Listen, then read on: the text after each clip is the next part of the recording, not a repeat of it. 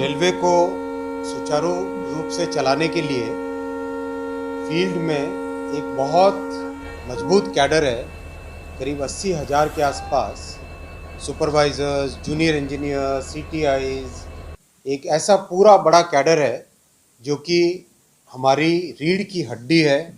हमारे लिए सबसे मजबूत जो ग्रास रूट्स पे काम करने वाले टेक्निकल, नॉन टेक्निकल, हर एक तरह की जो बड़ी फंक्शनैलिटीज़ हैं उन सबको करने वाले ये कैडर है। इस कैडर में एक लंबे समय से बहुत बड़ी प्रॉब्लम थी स्टैग्नेशन की। एक पर्टिकुलर लेवल पे पहुंचने के बाद में उनके पास और कोई प्रमोशन की एवेन्यूज़ नहीं थी। और आजकल जिस तरह से क्वालिफाइड लोग आते हैं हमारे पास, वो कुछ समय के बाद में अगर प्रमोशन की अपॉर्चुनिटीज़ नहीं मिले तो एक फ्रस्ट्रेशन, एक तरीके से डिसोनेंस सा हो रहा था। तो उस पॉइंट को टेकअप किया गया और मैं धन्यवाद देना चाहूँगा माननीय प्रधानमंत्री श्री नरेंद्र मोदी जी को और माननीय वित्त मंत्री श्रीमती निर्मला सीतारमन जी को। दोनों ने एक बहुत ही ह्यूमेन अप्रोच लेके और बहुत ही रैशनल अप्रोच लेके ये कई वर्षों पुरानी जो प्रॉब्लम थी उसको सॉल्व किया। कैसे सॉल्व किया कि जो लोग सुपरवाइज़र कैडर में थे उन सब के लिए पे अपग्रेडेशन का एक नया स्कोप बनाया। कैसे बनाया कि लेवल 6 तक जा सकते थे। लेवल 6 तक जाने के बाद में केवल ग्रुप बी में सिलेक्शन का प्रोसेस रहता था। तो सिलेक्शन का प्रोसेस में बहुत ही कम लोगों को अपॉर्चुनिटी मिल पाती थी। पे अपग्रेडेशन से करीब करीब जितने भी हमारे ये 80,000 के आसपास 80,000 प्लस जितने सुपरवाइजरी कैडर के कर्मचारी हैं, हमारे साथी हैं, उन सब को लेवल 7 और लेवल 8 में तो करीब करीब सभी को जाने का मौका मिल जाएगा। और जिस तरह का अनुमान है उसमें बहुत सारे लोग लेवल 9 तक भी पहुंचेंगे, यानी ग्रुप ए के ऑफिसर्स के समकक्ष भी पहुंचेंगे। यानी सुपरवाइजरी स्टाफ किस तरह से ग्रुप ए के ऑफिसर तक पहुंच सके, ऐसी व्यवस्था अप्रूव हुई है। बहुत ही खुशी की बात है। और फील्ड में इसकी, मैं जहां पर भी फील्ड में जाता था हर जगह मुझे सुपरवाइजरी स्टाफ मिलते थे और सब कहते थे कि इतना बड़ा ट्रांसफॉर्मेशन रेलवे में करना है, कुछ हमारा जो की पोजीशंस, ये बहुत ही इम्पोर्टेंट लेवल होता है, बहुत ही इम्पोर्टेंट लेवल है, इस लेवल के लिए भी कुछ करना चाहिए। तो ये विषय हम लेके गए थे प्रधानमंत्री जी के पास, स्वयं उन्होंने इसमें ध्यान दिया, वित्त मंत्री जी ने स्वयं इसमें ध्यान दिया और ध्यान देके इस बहुत पुरानी प्रॉब्लम को सॉल्व किया। ये जानकारी आज आप सबके सामने रखनी थी। और फील्ड के ऑफिसर्स, सारे जनरल मैनेजर्स, डीआरएम्स आज उपस्थित है इसमें कॉल में। मैं आप सबको भी निवेदन करूंगा, to all the general managers and DRMs, आप भी अपने अपने स्टाफ में, अपने फील्ड में, अपने एरिया में मीटिंग लीजिए और सबको बताइए, क्योंकि ये बहुत ही पुरानी डिमांड थी जिस डिमांड को आज फुलफ़िल किया गया है। इससे आपके काम में भी एक जो आप स्वयं भी इस विषय को हमेशा लाते थे, आपके काम में भी इसमें एक तेज़ी आएगी और देश भर में रेलवे परिवार में एक नई तरह की खुशी दौड़ेगी। This is financially neutral decision. इसको जिस तरीके से फाइनेंस मिनिस्ट्री और रेलवे के अकाउंट्स के ऑफिसर्स ने इसको स्ट्रक्चर किया है, उससे ये फाइनेंशियली न्यूट्रल डिसीजन है।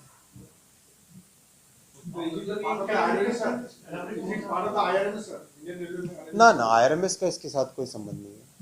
आईआरएमएस का कोई संबंध नहीं, आईआरएमएस का इसका कोई संबंध नहीं है। लेवल 9 जो पहुंचेगा, लेवल 9 बेसिकली, लेवल 9 क्या, लेवल 8 भी आईआरएमएस के समकक्ष है।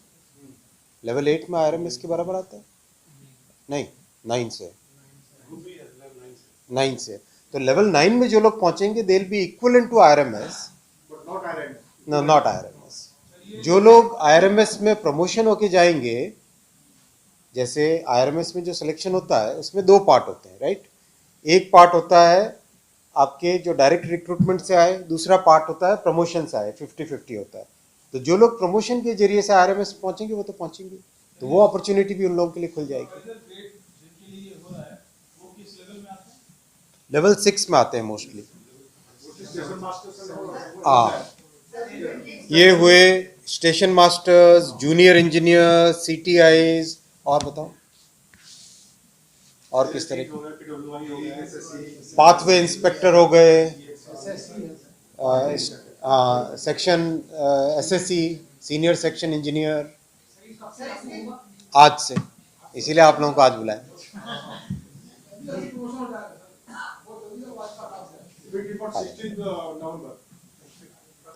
आज अप्रूवल होगा तो उसका बाद में क्रियान्वयन होते होते जितना भी टाइम लगेगा,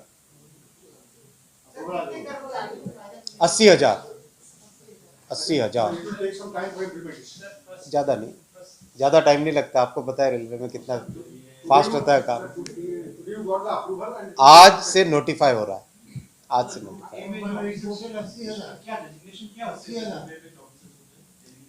डेजिग्नेशन किस तरह के होते हैं बताएं जरा। ग्रुप ए के ऑफिसर्स के डेजिग्नेशन डिप्टी से नीचे है,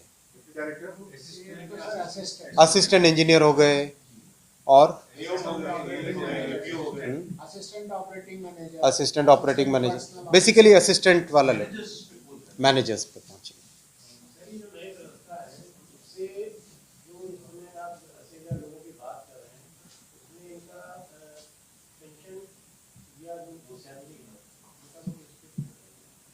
आएगा ना, उसमें बहुत सिग्निफिकेंट इम्प्रूवमेंट आएगा। सिग्निफिकेंट इम्प्रूवमेंट किस तरह से आएगा कि करीब इमीडिएटली तो 4 से 6,000 रुपए, 2.5 से 4, इमीडिएटली 2.5 से 4,000 रुपए का फर्क पड़ जाएगा इमीडिएटली पर मंथ। हाँ, मिलेगा ना, सैलरी ज़्यादा मिलेगी। नहीं, फाइनेंशियली न्यूट्रल में कैलकुलेशन कैसे की इन्होंने मुझे ध्यान नहीं है, लेकिन फाइनेंशियली न्यूट्रल बेसिकली, हाँ, 4,000 करोड़ नहीं भाई, आप करोड़ों में सोचते हैं। एक व्यक्ति को 2.5 से 4,000 रुपए एक्स्ट्रा पर मंथ मिलेगी। इसका कैलकुलेशन कैसे किया उसको छोड़ो ना, फाइनेंशियली न्यूट्रल है।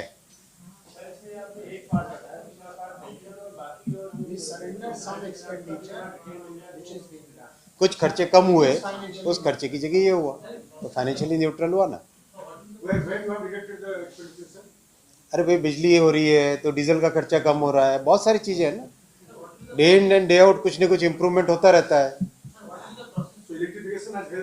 ओ भाई रुको, पीएचडी नहीं करनी है, असली पॉइंट जो है प्रोसेस मैंने आज नोटिफिकेशन हुआ, उसके तुरंत बाद में फील्ड में जितने भी इस कैटेगरी में हमारे कर्मचारी हैं वो सारे के सारे उनकी आइडेंटिफाइड है ऑलरेडी, तो उन सब के लिए ऑर्डर्स निकलने चालू हो जाएंगे और इम्प्लीमेंट नहीं, एरियर्स नहीं, अब से चालू प्रोस्पेक्टिव है। तो यहाँ से नोटिफिकेशन होके आज जा रहा है। इस नोटिफिकेशन के तुरंत बाद में फील्ड में जो भी इस कैटेगरी में हमारे कर्मचारी भाई बहन हैं उन सब के डिटेल्स हमारे पास ऑलरेडी है, राइट। तो अब उन सब के लिए हर एक ऑफिस में एक एक करके सबके लोकल ऑर्डर्स इम्प्लीमेंट होंगे, निकलेंगे, और आज की तारीख या जो भी तारीख उसमें डिटरमाइन होगी उस तारीख से इम्प्लीमेंट होगा। बहुत बड़ा मोरल बूस्टर है ये, बहुत बड़ा मोरल बूस्टर है, क्योंकि देखो आज रेलवे प्राइमरीली कौन चलाता है? प्राइमरीली हमारा जो सुपरवाइजरी स्टाफ है वो चलाता है, राइट।